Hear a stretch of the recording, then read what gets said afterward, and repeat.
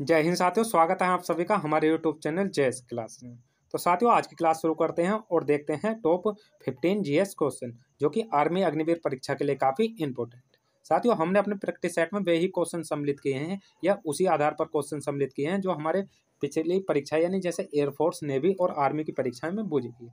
साथियों, ज़्यादातर हमने एयरफोर्स परीक्षा ऑनलाइन होती है उसका एनालिसिस करके ही इस प्रैक्टिस सेट में क्वेश्चन रखे हैं। तो साथियों, आज की क्लास शुरू करते हैं और देखते हैं महत्वपूर्ण क्वेश्चन। साथियों, आज की क्लास का पहला क्वेश्चन है हमारा, दुनिया का 100% सौर ऊर्जा से संचालित हवाई अड्डा कौन सा है? Option A Cochin, option B Bengaluru, option C Chennai और ऑप्शन डी मुंबई। अगर साथियों बात करी जाए दुनिया का 100% सौर ऊर्जा संचालित हवाई अड्डा, तो वह हमारा केरल में स्थित कोचीन अंतर्राष्ट्रीय हवाई अड्डा है। तो ऑप्शन ए है हमारा राइट आंसर। नेक्स्ट क्वेश्चन देखते हैं। क्वेश्चन नंबर 2 है हमारा, केसरी समाचार पत्र की शुरुआत किसने की थी? Option A Mahatma Gandhi, option B Gopal Krishna Gokhale और ऑप्शन सी बाल गंगाधर तिलक और ऑप्शन डी है मदन मोहन मालवीय। तो साथियों, आप सभी को पता होगा केसरी समाचार पत्र की शुरुआत बाल गंगाधर तिलक ने की थी। तो ऑप्शन सी हमारा राइट आंसर। नेक्स्ट क्वेश्चन देखते हैं। क्वेश्चन नंबर 3 है हमारा। तो साथियों, क्वेश्चन नंबर 3 है हमारा, लोकसभा में राज्यों को किस आधार पर सीटें आवंटित होती हैं? ऑप्शन ए विधानसभा की सीटों के आधार पर, ऑप्शन बी जनसंख्या के आधार पर और ऑप्शन सी क्षेत्रफल के आधार पर और ऑप्शन डी राष्ट्रीय आय के आधार पर। अगर साथियों बात करी जाए लोकसभा की, तो आप सभी को पता होगा इसका उल्लेख हमारा आर्टिकल 79 के अंदर है। और अगर इसमें कुल सीटों की बात करी जाए तो इसमें 552 कुल सीटें हैं।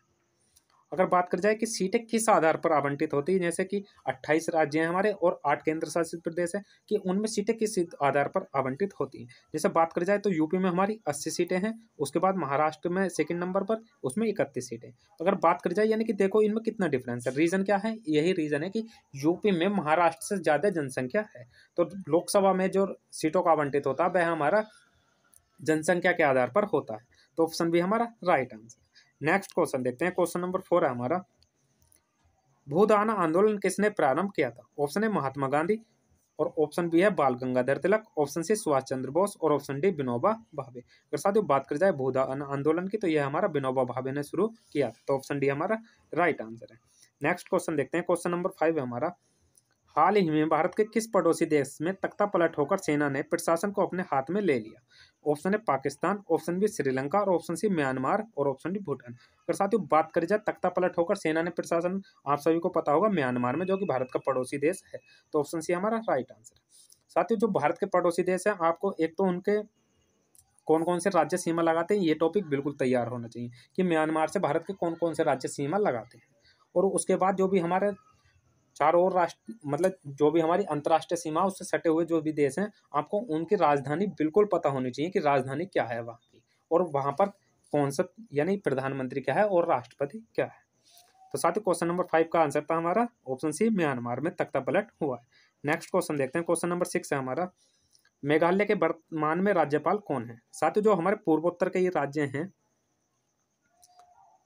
तो आपको इनके एक तो राज्यपाल, मुख्यमंत्री और इनकी राजधानी, राजधानी भी डायरेक्ट पूछ लेता है। जैसे मणिपुर की राजधानी क्या है, डायरेक्ट पूछ लेगा, इसमें कोई दो राय नहीं है। तो साथियों अगर बात करी जाए मेघालय के वर्तमान मुख्यमंत्री की, तो वह है हमारे बनवारी लाल पुरोहित। तो ऑप्शन बी हमारा राइट आंसर।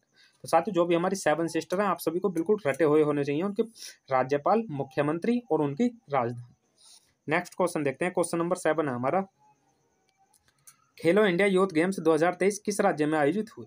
साथियों खेलों से एक क्वेश्चन बिल्कुल आना है, ये गारंटी ले लेना 100%।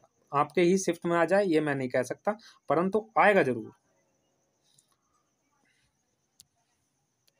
तो साथियों क्वेश्चन नंबर 7 है हमारा, खेलो इंडिया यूथ गेम्स 2023 किस राज्यों में आयोजित हुए?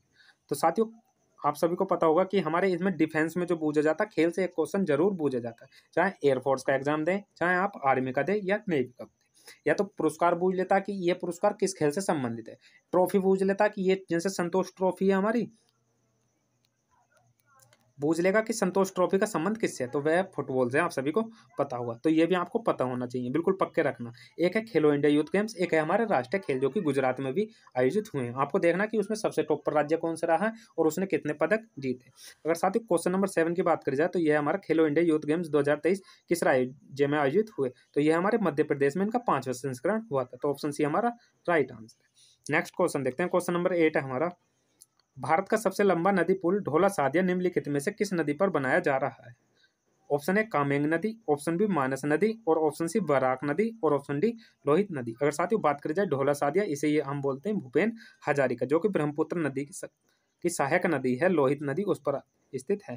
तो ऑप्शन डी हमारा राइट आंसर है। तो साथियों क्वेश्चन नंबर 9 है हमारा, द्रोणाचार्य पुरस्कार निम्नलिखित में से किस क्षेत्र से संबंधित है? ऑप्शन ए साहित्य, ऑप्शन बी खेल, ऑप्शन सी विज्ञान और ऑप्शन डी चिकित्सा। तो साथियों द्रोणाचार्य पुरस्कार की आप सभी को पता होगी, हमारा खेल से संबंधित है। तो ऑप्शन बी राइट आंसर है। नेक्स्ट क्वेश्चन देखते हैं, क्वेश्चन नंबर 10 है हमारा। तो साथियों क्वेश्चन नंबर 10 है हमारा, नागरहोल राष्ट्रीय उद्यान निम्नलिखित में से किस राज्य में स्थित है? Option A Karnataka, option B Tamil Nadu, option C Madhya Pradesh और ऑप्शन डी झारखंड। अगर साथियों बात करी जाए नागरहोल राष्ट्रीय उद्यान की, तो यह कर्नाटक में स्थित है। तो ऑप्शन ए हमारा राइट आंसर है। नेक्स्ट क्वेश्चन देखते हैं, क्वेश्चन नंबर 11 है हमारा, 2022 में उपराष्ट्रपति का चुनाव हुआ था, कितने क्रम के उपराष्ट्रपति का चुनाव था? ऑप्शन ए 13वें, ऑप्शन बी 14वें और ऑप्शन सी 15वें और ऑप्शन डी 16वें। तो साथियों आप सभी को राष्ट्रपति, उपराष्ट्रपति, प्रधानमंत्री इन सभी का क्रम पता होना चाहिए कि जैसे नरेंद्र मोदी है कौन से क्रम के भारत के प्रधानमंत्री हैं। अगर वही बात करी जाए उपराष्ट्रपति की, तो ये हमारे 14वें क्रम के हैं। तो ऑप्शन बी हमारा राइट आंसर है। नेक्स्ट क्वेश्चन देखते हैं, क्वेश्चन नंबर 12 है हमारा। तो साथियों क्वेश्चन नंबर 12 है हमारा, करो या मरो का नारा किसने दिया था? Option A Bhagat Singh, option B Subhash Chandra Bose और ऑप्शन सी चंद्रशेखर आजाद और ऑप्शन डी महात्मा गांधी। अगर साथियों करो या मरो नारे की बात करी जाए, तो आप सभी को पता होगा जो भारत छोड़ो आंदोलन 1942 में हुआ था, महात्मा गांधी ने उसमें करो या मरो का नारा दिया था। तो ऑप्शन बी हमारा राइट आंसर, यानी कि महात्मा गांधी ने करो या मरो का नारा दिया था। नेक्स्ट क्वेश्चन देखते हैं, क्वेश्चन नंबर 13 है हमारा, भारतीय संविधान के किस अनुच्छेद में राष्ट्रपति को क्षमादान की शक्ति प्रदान की गई? ऑप्शन ए अनुच्छेद 57, ऑप्शन बी अनुच्छेद 70 और ऑप्शन सी अनुच्छेद 71 और ऑप्शन डी अनुच्छेद 72। अगर साथियों आप अनुच्छेद याद करना चाहते हैं, तो आपको एक से और जो उपराष्ट्रपति है लगभग उपराष्ट्रपति यानी आर्टिकल 62 तक तो बिल्कुल पता होने चाहिए अनुच्छेद। और उसके बाद जो राष्ट्रपति से महत्वपूर्ण है, जैसे राष्ट्रपति से जो भी महत्वपूर्ण है, जैसे इनके अध्यादेश आर्टिकल 123 में लाते हैं। और उसके बाद ये इमरजेंसी लगाना, इमरजेंसी आप सभी को तीनों आर्टिकल पता होने चाहिए। और जैसे हमारे भारत की संचित निधि हो गई, सुप्रीम कोर्ट हो गया, उससे संबंधित को आपको आर्टिकल याद कर लेने। आर्टिकल इससे बाहर और कोई नहीं पूछा जाएगा। अगर बात करी जाए राष्ट्रपति की क्षमादान शक्ति की, तो आप सभी को पता होगा अनुच्छेद 72 में राष्ट्रपति की क्षमादान शक्ति का प्रावधान है। नेक्स्ट क्वेश्चन देखते हैं, क्वेश्चन नंबर 14 है हमारा, राष्ट्रगीत गाने में कितने सेकंड का समय लगता है? साथियों सेना का लिए काफी इंपॉर्टेंट क्वेश्चन है और यही इन्हीं क्वेश्चनों से पता चलता है कि बंदा कितना एक्सपर्ट है।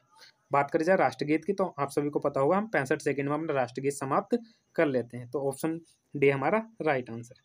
नेक्स्ट क्वेश्चन देखते हैं, क्वेश्चन नंबर 15 है हमारा, भारत में किस वायसराय को स्वशासन के जनक के रूप में जाना जाता है? Option A Lord Lytton, option B है लॉर्ड रिपन और ऑप्शन सी है लॉर्ड मिंटो और option D Lord Warren Hasting. तो साथियों आप सभी को पता होगा स्वशासन के जनक के रूप में लॉर्ड रिपन को माना जाता है। तो ऑप्शन बी हमारा राइट आंसर। तो साथियों आज की क्लास ये थी हमारी जीएस की क्लास आपको कैसी लगी हो हमें कमेंट बॉक्स में जरूर बताएं। क्वेश्चन अच्छे लगे हो तो वीडियो को लाइक करें और हमारे चैनल को सब्सक्राइब करें। धन्यवाद।